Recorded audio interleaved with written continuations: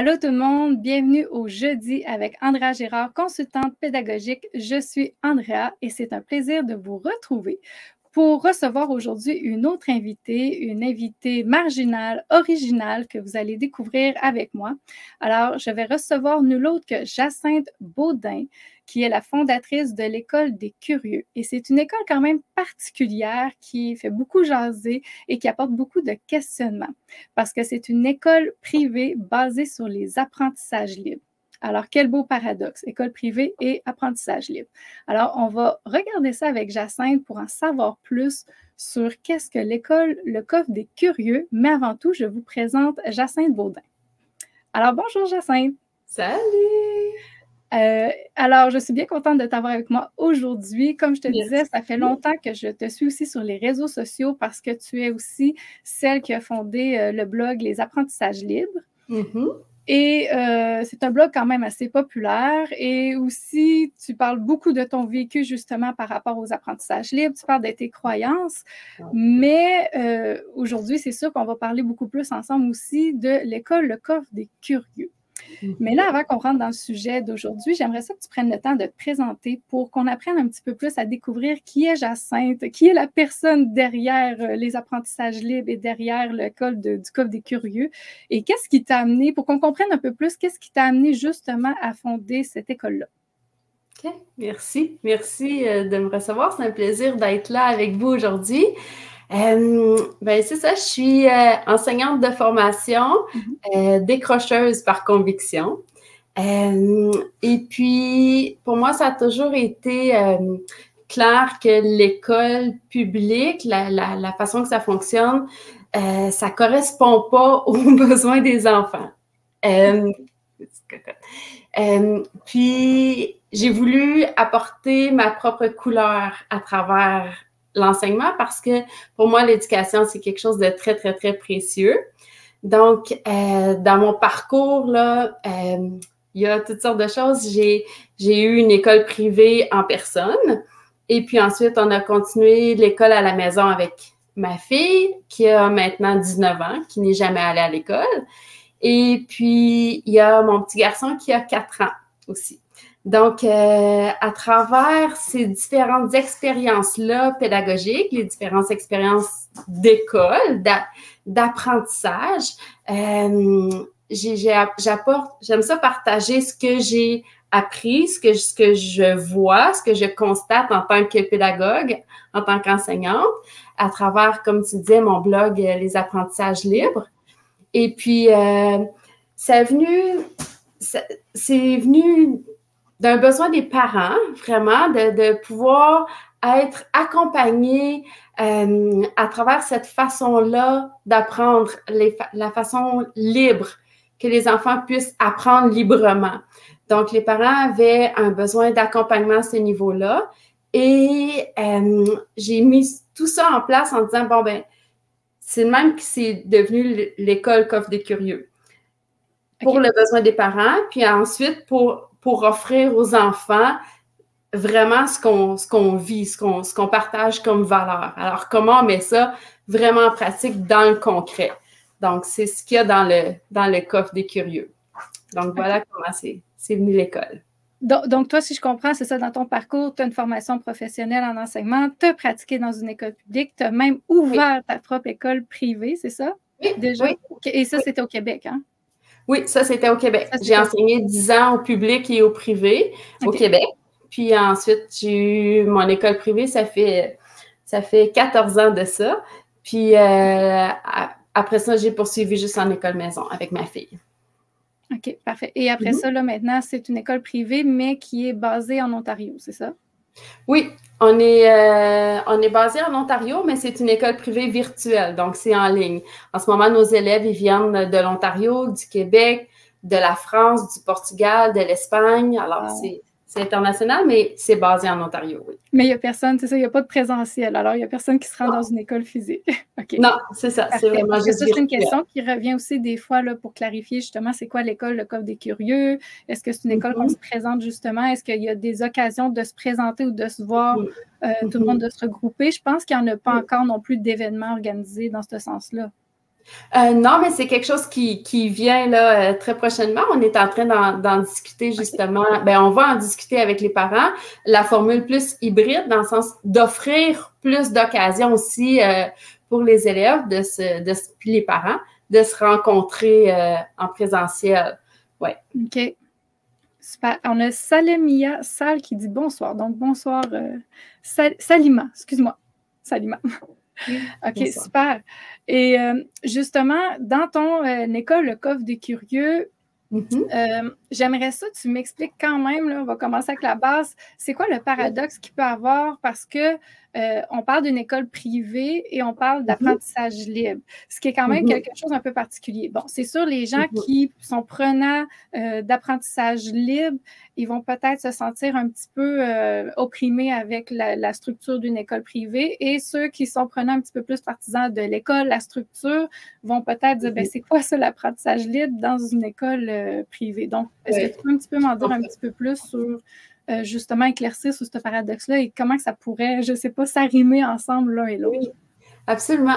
Ben, c'est parce que ça dépend à la base comment on définit le mot école. Donc, c'est sûr que au coffre des curieux, il n'y a pas les aspects traditionnels qu'on connaît de l'école publique, dans le sens que l'enfant est obligé de participer aux cours où il y a de l'enseignement qui est mis.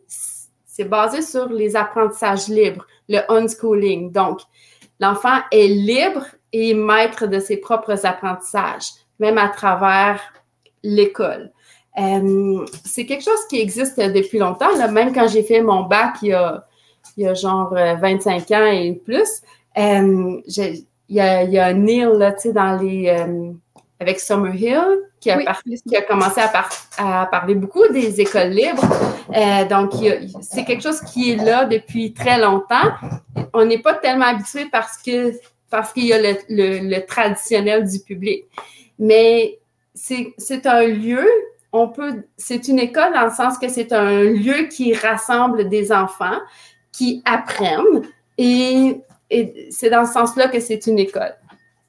C'est une école qui est basée sur les apprentissages et pas sur l'enseignement. C'est ça qui est la différence, qui explique comment on peut joindre le unschooling et l'école, parce que ça rassemble les enfants qui apprennent. Donc, on offre des occasions aux enfants d'apprendre pour piquer leur curiosité, parce que pour moi, c'est super important, le droit à la curiosité. Donc, les enfants, on ne leur amène pas quelque chose de tout prêt, tout cuit dans le bec, que c'est l'adulte qui a le programme et qui sait qu'est-ce que l'enfant doit apprendre en tout temps. C'est l'enfant qui sait, lui, ce qui l'intéresse et qu'en suivant ses passions, en suivant ses intérêts et en découvrant ce que nous, on a à offrir qui vient piquer la curiosité, qui peut amener ça un peu plus loin. Donc, c'est lui qui est l'apprenant. C'est basé vraiment concentré sur apprendre et non enseigner. Et le fonctionnement, à ce moment-là, est-ce que l'enfant est obligé d'être branché, si on veut, alors d'être connecté devant l'ordinateur pour l'école virtuelle du matin jusqu'à de 8h à 5h? Y a-t-il des heures fixes qui doivent être connectées? Et une autre question, est-ce que ça s'adresse aussi juste aux enfants, l'école, là? Ça serait quoi à peu près le barème d'âge ou... Est-ce que ça s'adresse à d'autres mondes? Parce que Salima a écrit qu'elle est de l'Algérie et elle aimerait ça apprendre le français. Ben, ouais, il n'y a pas le volet adulte. C'est vraiment pour les enfants. C'est les enfants, là, ben, en Ontario, c'est de la maternelle du jardin, là, qu'eux autres appellent, jusqu'à la 12e année. Donc, on fait du primaire et du secondaire. Donc, on a des enfants, en ce moment, on a des enfants inscrits de 6 à 15 ans, donc d'inscrits à l'école. Puis, attends une minute, c'était quoi le premier volet de ta question? Le premier volet de ma question, bon, il y avait si ça s'adressait aux enfants, c'était quoi le barème d'âge? Et moi-même, je pense que je l'ai perdu. Quelqu'un qui le sait, vous pouvez l'écrire toujours. Mais écoute, c'était quoi qu'on parlait de ça, que je voulais que tu précises? Ah oui, c'était obligé d'être branché, d'être connecté. Alors, c'est ça.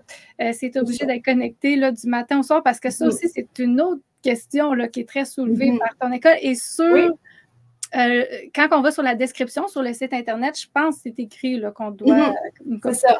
C'est ça. Moi, je me demandais si même toi, tu passais tes journées derrière l'ordi à attendre que quelqu'un se connecte.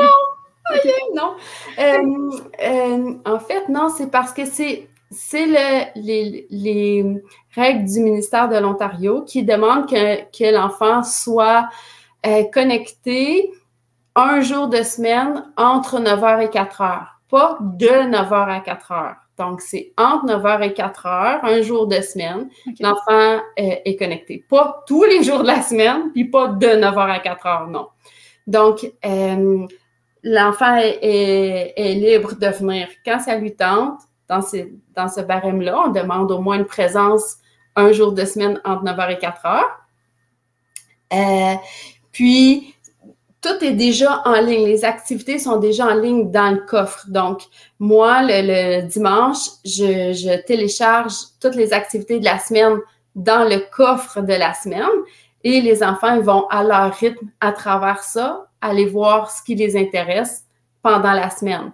Donc, n'importe quand qui en ont envie, ils vont, puis ils ont accès à ce moment-là aux activités. Puis des fois, les activités, après, c'est pas des activités toujours à faire en ligne, tu sais. Par exemple, si on construit une épée qu'on avait fait, par exemple, à la fin septembre, ben là, on regarde l'activité, après ça, on ferme l'ordi puis on fabrique, là, tu sais, on le fait dans l'action. Donc, c'est pas en ligne de 9h à 4h, non. Ouais. Dans le fond, je comprends, c'est que l'enfant, il s'en va prendre de l'information. Il y a un endroit, un établissement virtuel scolaire là, pour aller chercher des informations, aller chercher du contenu et avec ça, il va construire ses apprentissages. On est comme dans une approche un peu plus constructiviste, qu'on dit. Oui, okay, c'est ça. Oui, okay, ouais. Et l'enfant, il est vraiment actif dans ce qu'il fait, dans ses apprentissages, dans son programme à lui, dans ce qu'il a envie d'apprendre. OK. Et si on parle un peu plus des formalités à ce moment-là, l'école des curieux est considérée comme une école privée selon les lois d'un établissement privé, c'est ça? Oui, oui, en Ontario. En Ontario. On va y venir. On va y venir parce que là, ça, c'est un grand questionnement pour aussi ceux qui font l'école à la maison au Québec. Parce que, bon, au Québec, on le sait, là, c'est compliqué. On a beaucoup de règlements et on est régi par l'ADEM avec plein de lois qui s'appliquent ici, qui sont une et l'autre des fois disparates. Alors là, justement, je voulais savoir comment ça s'applique ça. Alors, si on fait l'école à la maison au Québec et qu'on s'inscrit dans ton école, est-ce qu'à ce moment-là, on est reconnu comme... Est-ce que notre enfant est reconnu comme fréquentant un établissement d'école privée? Présentement, ça varie beaucoup d'un centre de service scolaire à l'autre ou d'une personne ressource à l'ADEM à une autre. Okay. Vraiment, c'est pas toutes les familles qui ont reçu les mêmes réponses de la part de leur centre de service scolaire et de la part de l'ADEM. Donc, il y a des familles qui sont inscrites, qui doivent continuer les démarches avec l'ADEM et le coffre des curieux vient en support éducatif à leur cheminement d'école-maison. OK.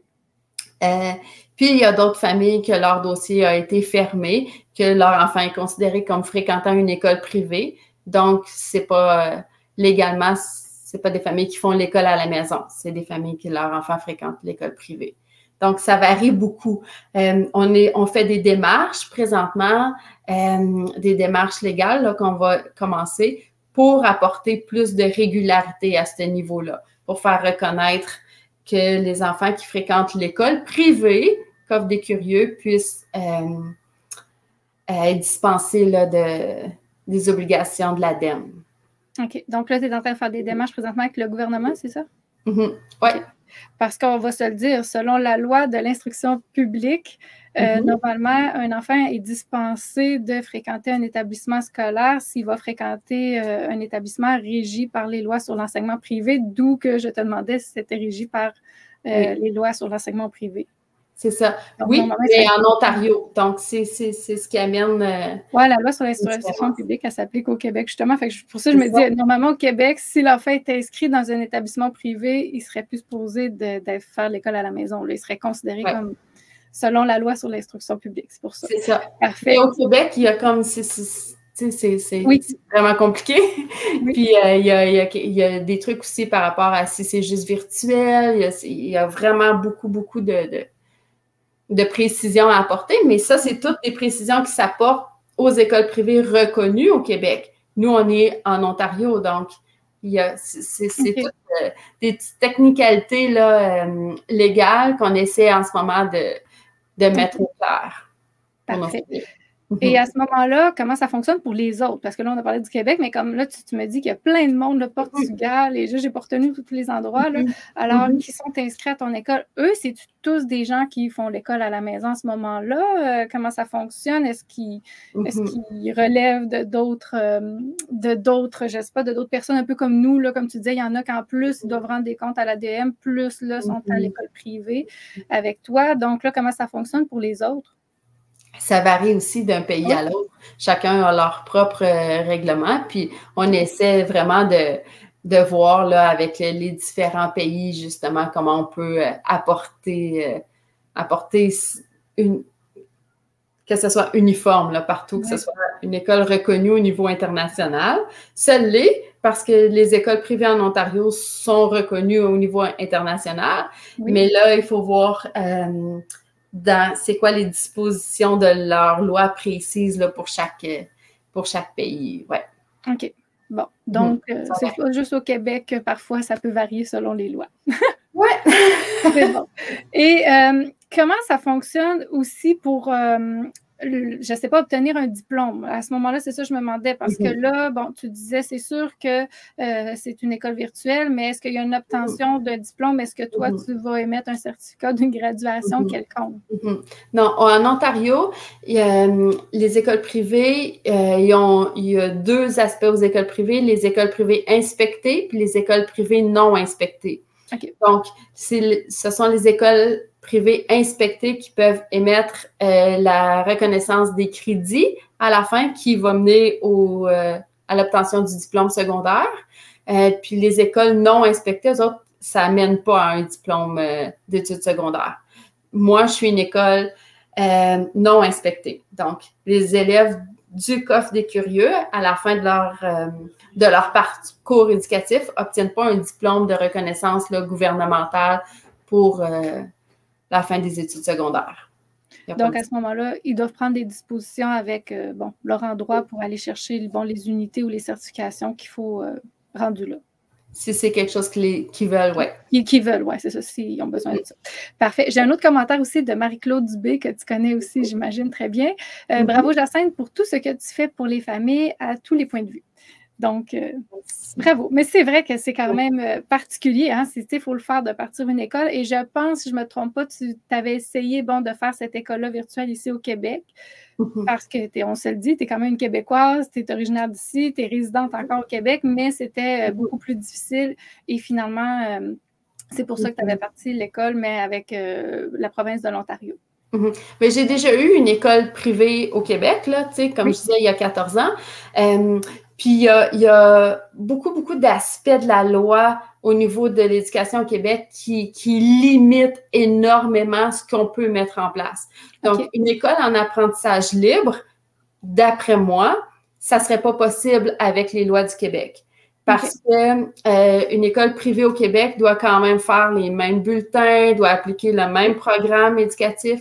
Donc, déjà là, ça ne fonctionne pas. Si ça vient d'une autorité qui décide qu'est-ce que tu dois apprendre, quand tu dois apprendre, puis comment tu dois l'apprendre, on n'est plus en apprentissage libre. Donc, c'est pour ça que pour moi, il n'était pas question que j'ouvre une école en apprentissage libre au Québec. Ça fonctionne pas, là. Et là, tu m'amènes à deux choses, justement. Est-ce que, quand tu parles beaucoup des apprentissages libres, comme tu disais, et tu dis si on impose un programme, là, on n'est plus vraiment en apprentissage libre, mais toi, de ton expérience, et comme tu as vu aussi les deux côtés de la médaille, tu as été aussi on va dire, dans l'enseignement conformiste, là, où est-ce qu'on y va dans une pédagogie traditionnelle, une école publique, et là, l'apprentissage libre. Selon toi, est-ce qu'un enfant peut arriver à développer autant de compétences? Et je rappelle qu'on est normalement dans une réforme depuis la fin des années 90, début 2000, par compétences. Hein? Alors, est-ce qu'un enfant arrive à développer... Non, mais je le rappelle parce que, écoute, on pourrait s'en parler longtemps, mais il n'est pas là le sujet. Mais encore aujourd'hui, dans l'application concrète de la réforme, on y va beaucoup par connaissance. Donc, déjà là, ça ne marche pas dans notre système d'éducation au niveau de l'application de la réforme. Mais justement, toi, est-ce que tu trouves qu'un enfant va arriver à se développer des compétences, même s'il ne suit pas un programme qu'on lui a amené? Selon ton expérience, selon ce que tu as vu, tu peux me dire des exemples aussi. Bien, il y a ta fille, ça c'est sûr, mais justement, nous en parler un petit peu, là, parce que tu veux pas, tu sais comme moi, il y en a qui ont une perception aussi que, ben là, tu sais, l'enfant, il n'apprendra rien, l'enfant, il est toute la journée sur le divan, bon, il va aller se connecter juste une fois, donc là, peux-tu nous en parler un petit peu plus? Là, Oui, puis c'est drôle parce que justement, j'étais enseignante avec la réforme là, quand c'est arrivé à la fin des années 90-2000 et c'était pour moi vraiment la goutte qui a fait « c'est pas possible » parce que la réforme comme telle, quand je l'ai vue la première fois, je capotais, c'était super beau, là, y aller par compétence, ça l'ouvrait tellement de portes, j'étais toute excitée, la pédagogie par projet, ça devenait vraiment plus possible et riche. Puis, c'était même François Legault à ce moment-là qui a embarqué là-dedans puis qui a fait « Non, on garde les notes avec des chiffres, puis ça prend des bulletins. » Puis là, ça marchait plus. On ne pouvait plus appliquer en tant que prof la réforme comme telle. Donc, on a comme reculé de 20 ans en arrière. Tu sais, c'est vraiment ridicule. Puis quand on se compare avec d'autres système d'éducation au Québec, dont en Ontario, il n'y a pas ces folies-là, là, tu sais, il y a vraiment beaucoup plus d'ouverture, beaucoup plus de liberté, beaucoup plus de par compétence, justement, tu sais. C'est très, très différent.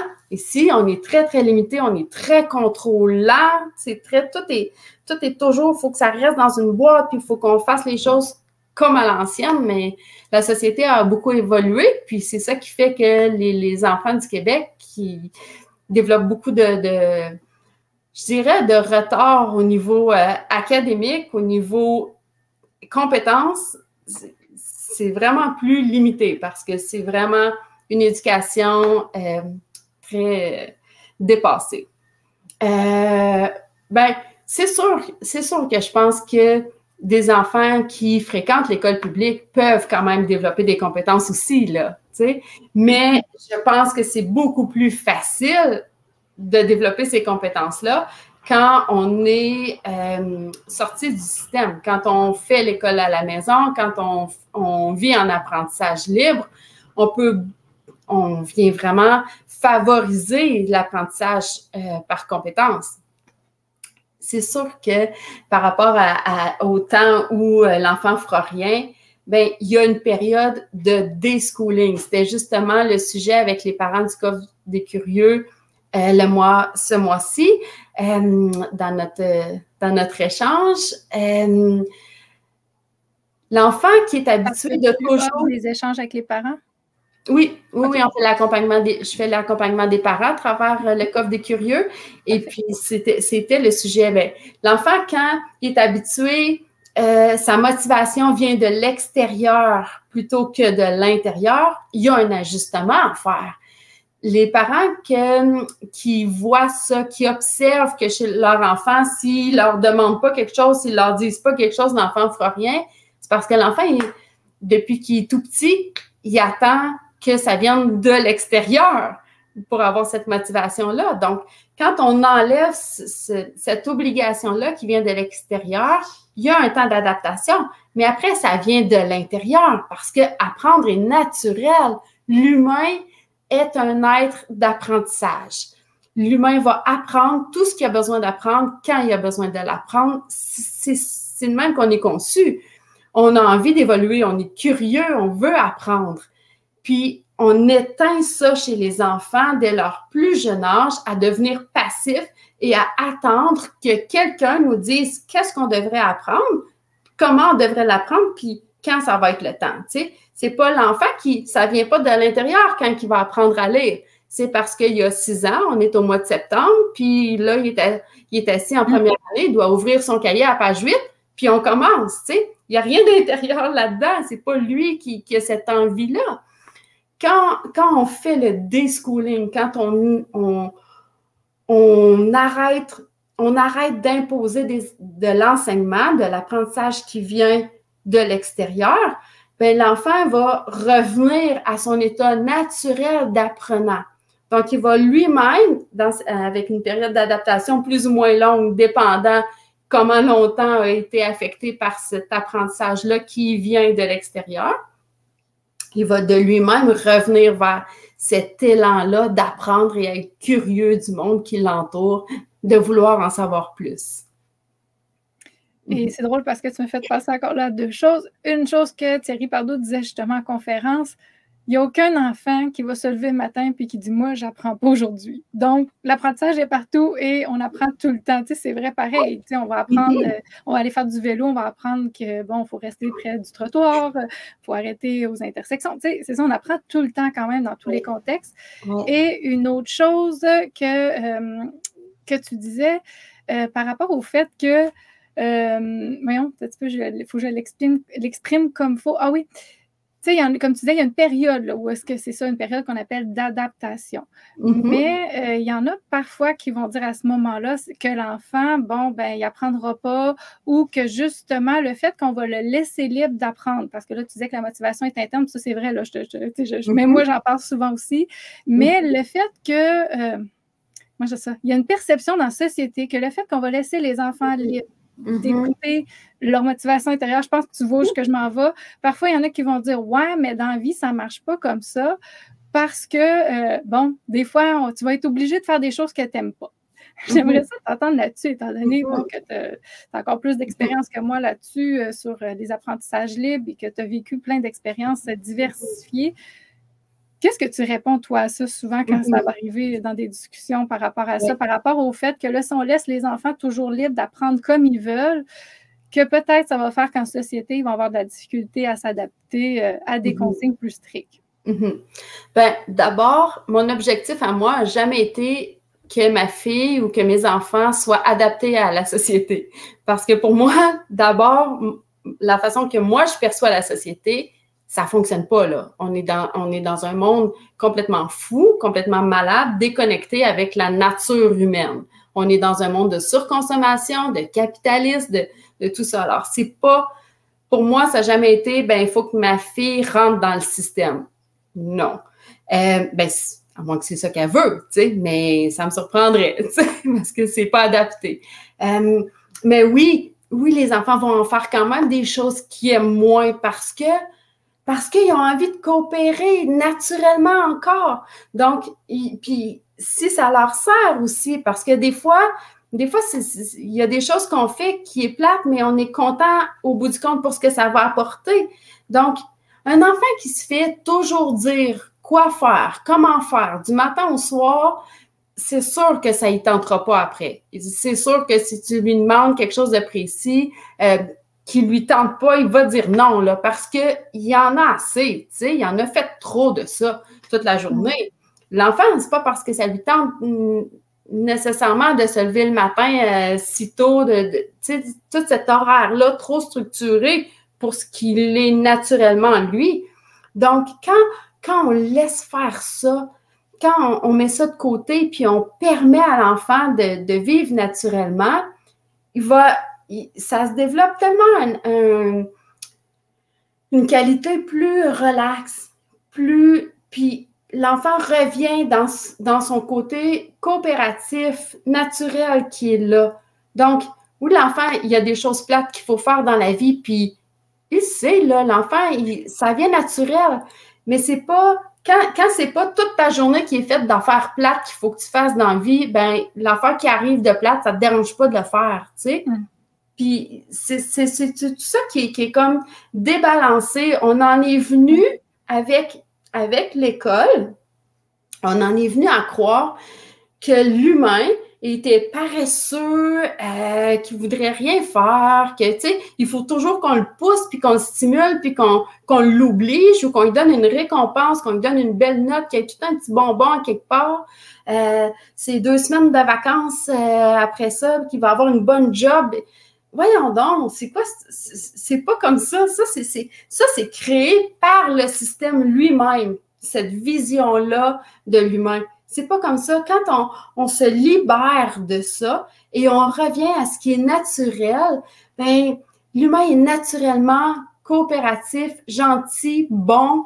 Il va vouloir apprendre, aider, participer. C'est ça qui est naturel dans l'humain. On revient à ça à travers les apprentissages libres, quand on se libère de cette pression-là qui nous est donnée par la société. Oui. Excellent, c'est bien. Et Marc-Claude, justement, elle a commenté tantôt que c'est beau de t'écouter, Jacinthe. Donc, c'est bien. Continue. Et justement, même ce qu'il faut préciser aussi, hein, chaque famille aussi est une micro-société. Donc, l'enfant va quand même devoir faire des affaires qu'il n'aime pas. Tu sais, je prends juste ici, on a des poules. Alors, ça implique des responsabilités qui ne sont pas toujours amusantes. Hein. Ça ne nous tente pas l'hiver à moins 40 d'aller changer l'eau des poules, mais il faut y aller. Alors, tu sais, juste ça, tu sais, les enfants, des fois, ça ne me tente pas. Et ça l'amène déjà les discussions et ça l'amène, ben, il faut se responsabiliser. On a ça. Même si ça ne te tente pas, on le fait. Donc, moi, je pense quand même que dans la plupart des situations du quotidien, comme tu disais, l'enfant, naturellement, il va vivre des expériences qui n'aura pas le goût de faire cette expérience-là, mais qui va être obligé de la faire justement pour se responsabiliser. Juste quelque chose qui brise. Là. Tu sais, hier, je prends exemple, mon gars, sa trottinette a brisé et il voulait que ce soit son père qui répare. Son père a dit non, tu es capable de faire ça, fais-le toi-même. Il dit ouais, mais ça ne me tente pas. Mais il a dit non, c'est justement, il faut que tu apprennes à le faire toi-même, même si ça ne te tente pas.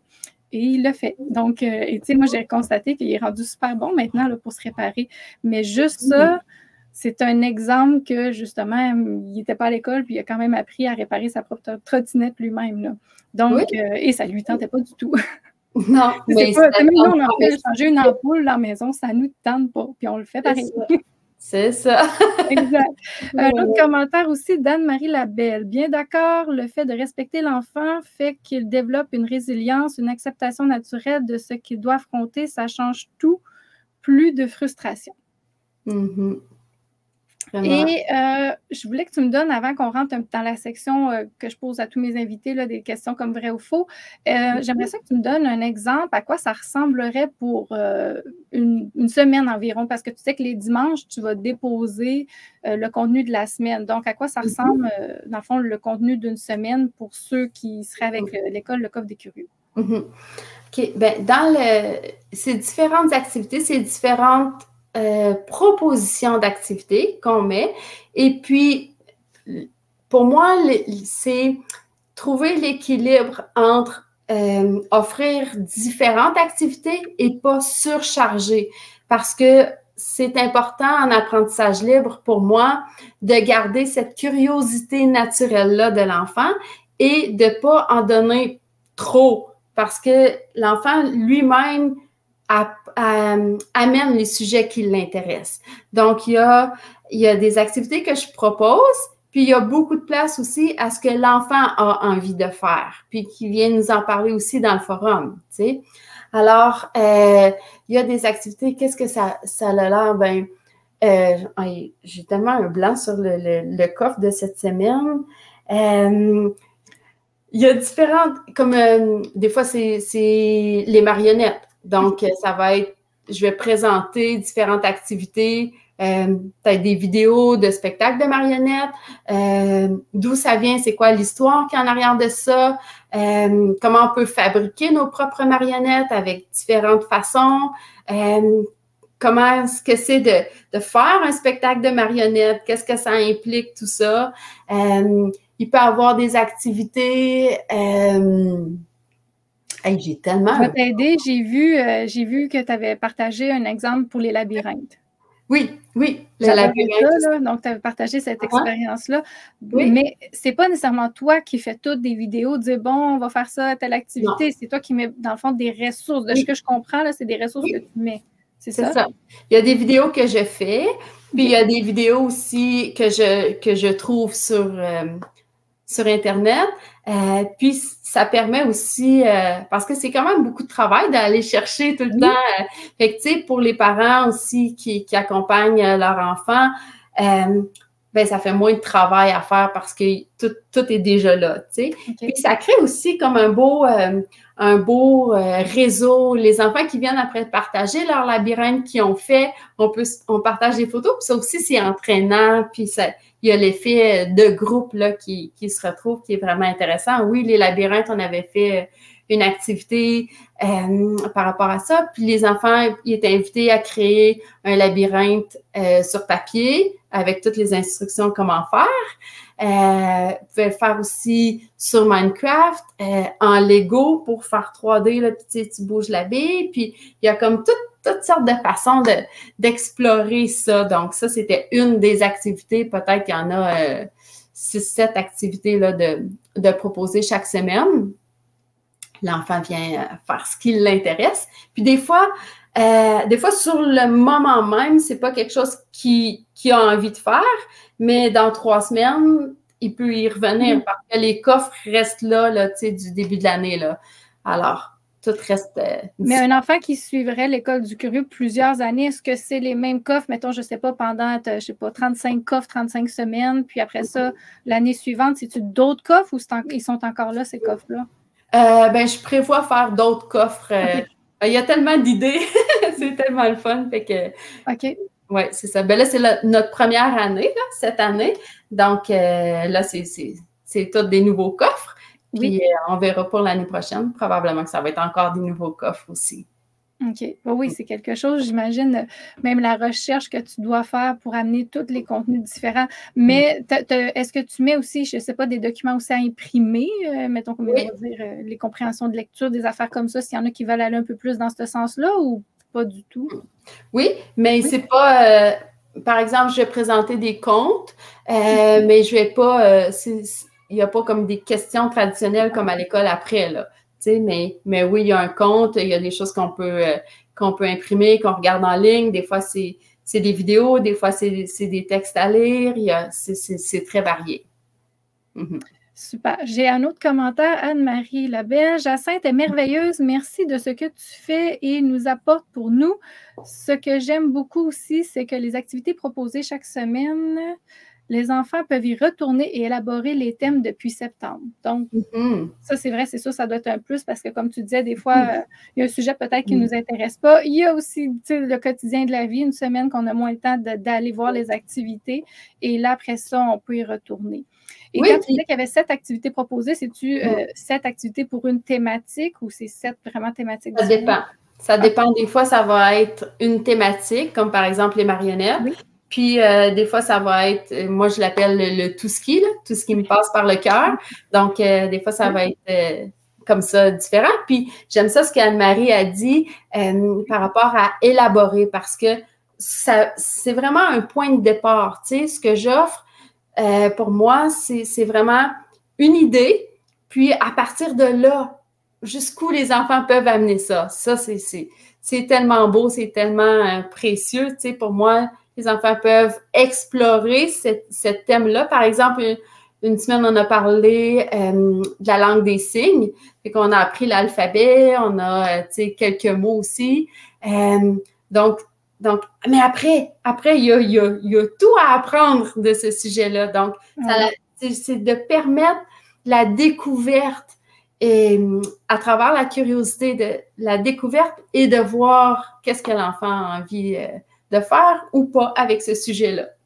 Oui, en même temps, ça l'amène même d'autres notions, comme justement l'ouverture à la diversité. Tu sais, dans le cas de ton sujet là, pour le LSQ, le langage des signes québécois, là, c'est ça, ça l'amène, c'est sûr, vraiment une belle ouverture après ça aussi à la différence, tu sais, de ne pas rester surpris après ça quand on voit des gens qui parlent avec le langage des signes et reconnaître que c'est une forme de langage. Oui, Ça, c'est un autre point. Parce que oui, des fois, on va être porté à dire, ah, ben, il est sourd et muet, mais non, il peut être sourd, mais il va parler avec le langage des signes, donc il n'est pas muet.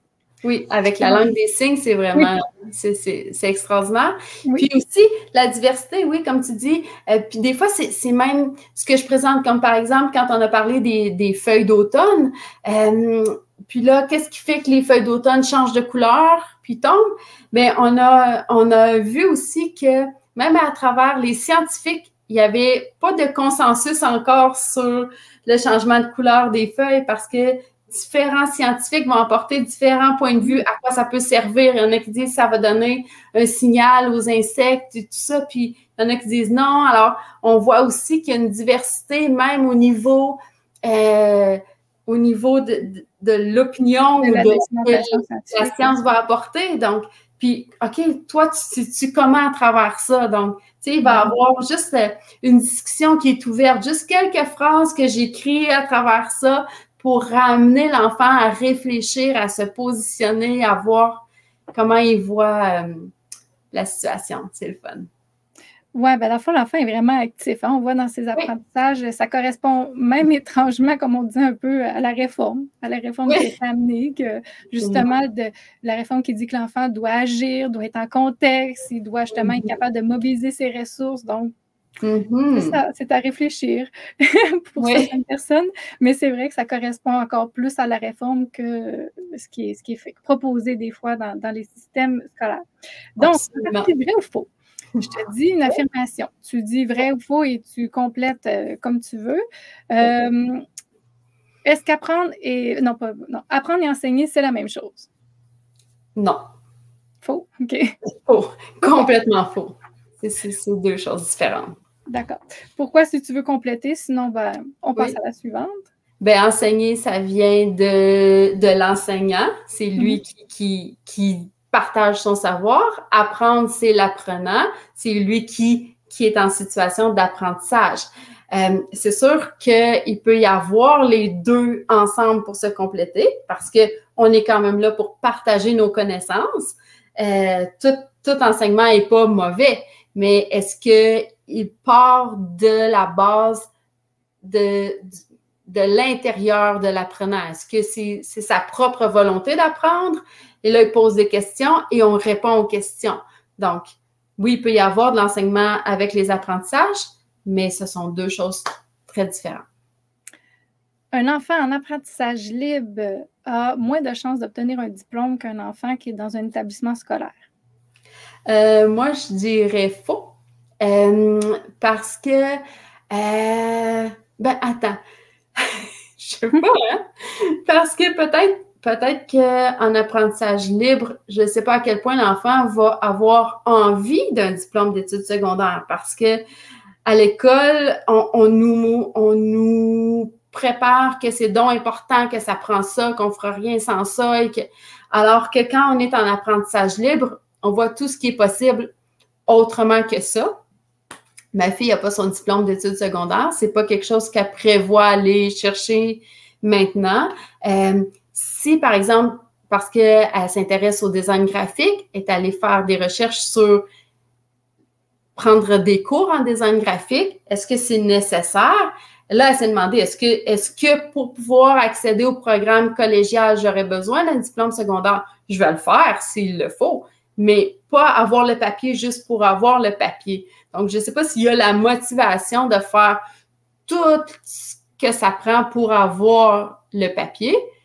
Je ne sais pas si les enfants, ils en auraient nécessairement envie, tu sais. Même à l'école, c'est parce qu'on nous répète donc que c'est important, puis qu'il faut ça, puis parce que ça justifie de se faire autant violence, autant d'années. Donc c'est ça qui fait que hey, je suis contente de l'ai, mais au bout du compte, ça ne change pas nécessairement quelque chose. Ça dépend. Ça dépend de ce qu'on veut faire après en tant qu'adulte. Ben, c'est bon ce que tu amènes. Tu amènes le point de vue de la réflexion, qu'on se pose une question. Parce que, comme tu dis, des fois, bon, on y va dans un processus et on va là-dedans pendant des années sans se poser de questions. Mais là, de ce que je comprends, en tout cas de ton expérience, comme tu dis, c'est que l'enfant va prendre plus le temps de s'interroger si vraiment il y a nécessité d'avoir le diplôme d'études secondaires.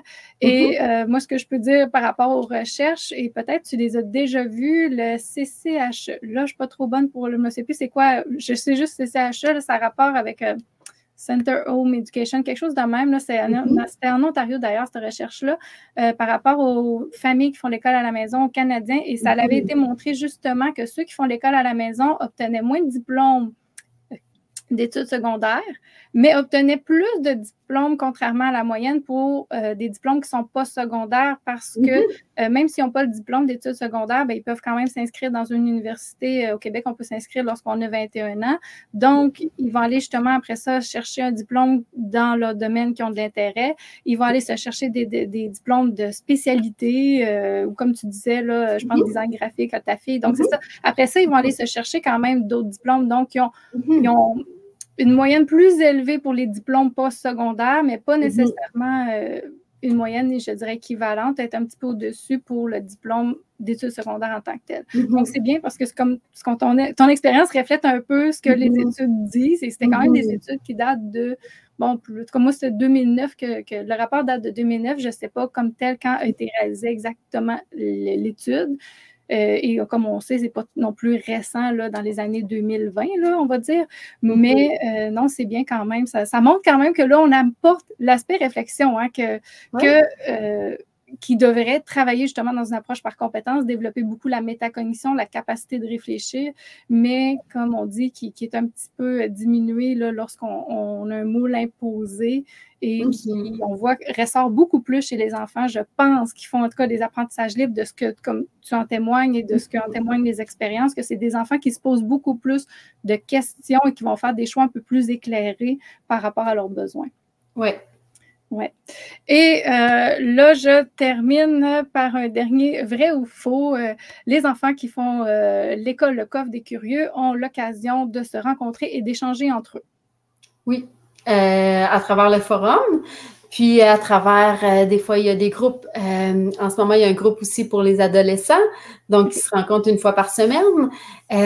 Puis c'est quelque chose qu'on veut apporter davantage là, si le besoin est par les enfants, par les jeunes, même des rencontres en personne aussi, si on a cette ouverture-là et on veut mettre ça en place, des occasions pour ça, c'est là. Parfait. Et là, je vais terminer quand même en te laissant un petit peu du temps pour nous en parler un peu plus. Quelqu'un qui serait intéressé de te suivre, toi, Jacinthe, sur les réseaux sociaux, quelqu'un qui serait intéressé par le Coffre des Curieux, comment ça marche un petit peu aussi, parce que là, on n'en a pas trop parlé pour aller s'inscrire. Si on a plusieurs enfants aussi, est-ce que c'est un coût familial? Est-ce que, vu que c'est une connexion, comment ça fonctionne un petit peu? Donc, pour ceux qui sont intéressés, je vais te laisser nous en dire plus à ce sujet-là. Merci. Il y a la page Facebook Les Apprentissages Libres. Ça, c'est ma page principale pour parler là, du unschooling. J'étais tellement concentrée à t'écouter que j'ai oublié de diffuser. En bas, je vais laisser l'adresse courriel, l'adresse du site Internet, de l'école pour ceux qui seraient intéressés. Oui, c'est ça. Donc, il y a les deux. Il y a la page Facebook Les Apprentissages Libres. Puis, il y a l'adresse qui apparaît là maintenant. Ça, c'est le site Internet de l'école Coffre des Curieux. Donc, c'est là qu'on peut avoir plus d'informations pour s'inscrire. Au niveau des coûts, c'est 300 $ pour l'année, pour les activités là, jusqu'en juin. 300 $ pour le premier enfant et 30 $ de plus par enfant de la même famille. Donc, ça inclut toutes les activités du coffre pour toute l'année. Ça inclut l'accompagnement pour les parents. On a un groupe privé sur Facebook aussi pour s'entraider en tant que parents. Des fois que on a on vit toutes sortes de situations de famille. Donc, on est là pour s'entraider. Alors, il y a tout ça dans le Coffre des Curieux. Si vous voulez vous inscrire, c'est vraiment... c'est un beau groupe, là. On est peut-être, je sais pas, on est rendu à combien? 130, 140 enfants. Donc, ouais, c'est vraiment une super belle équipe, des belles familles, tellement des belles familles qu'on se rencontre, puis qu'on partage ensemble. Cet aspect-là est super le fun. Et entre les enfants aussi, c'est tellement beau de voir les échanges qui commencent à se créer entre les jeunes. Ouais. Est-ce que les inscriptions sont en tout temps? Parce que là, tu disais que c'était pour l'année, donc est-ce que c'est possible de s'inscrire en milieu d'année? Y a-t-il à ce moment-là un tarif réduit? Comment ça fonctionne? C'est le même tarif encore en ce moment. Puis parce qu'on a quand même accès à tous les coffres là, depuis le début de l'année. Oui, c'est ça. Ben, peut-être qu'on ne pourra pas s'inscrire au mois de juin, mais pendant l'année, c'est possible de s'inscrire. Il va y avoir aussi, à partir de la semaine prochaine, une possibilité de faire un essai pour une semaine. Ou 2 semaines, là, on est en train de mettre tout ça en place. Donc, par exemple, avec un certain frais de base, comme on est tout en train de mettre les précisions là-dessus. Pour un petit frais, on a accès à tout le coffre pour 2 semaines. Et puis les coffres là, de septembre à maintenant. Donc, ça donne une bonne idée pour voir si c'est quelque chose qu'on a envie, si la famille embarque dans ce projet-là. Les détails de ça vont apparaître sur le site. Ça va être écrit. Quand ça va être finalisé, là, je finis ça dimanche. Donc, à partir de dimanche, on va pouvoir avoir cette information-là sur le site et ça va être annoncé aussi sur ma page Facebook, Les Apprentissages Libres. Parfait.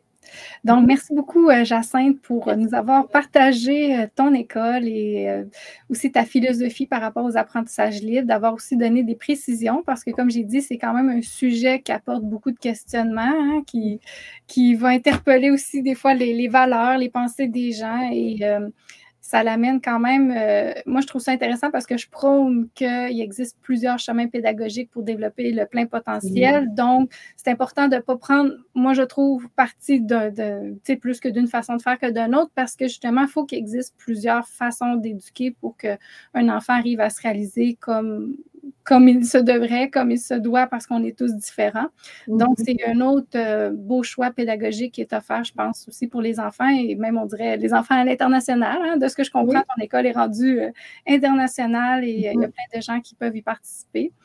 Alors, merci pour ton ouverture. Oui, bien merci. Et pour ceux qui sont intéressés, allez sur www.coffredescurieux.com. Et je te remercie. Nous, on va se voir dans quelques secondes. Merci. Merci.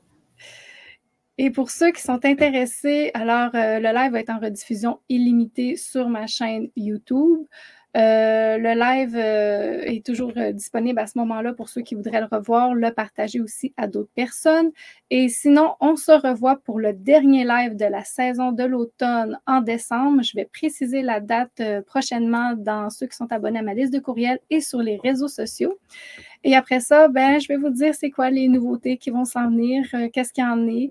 Et bien sûr, vous allez revoir tous mes invités de la saison de l'automne réapparaître sur les réseaux sociaux dans l'année et revoir leur entrevue passée. Donc, je vous souhaite une bonne fin d'après-midi pour ceux qui sont au Québec et une bonne fin de soirée pour ceux qui sont en Europe. Au revoir.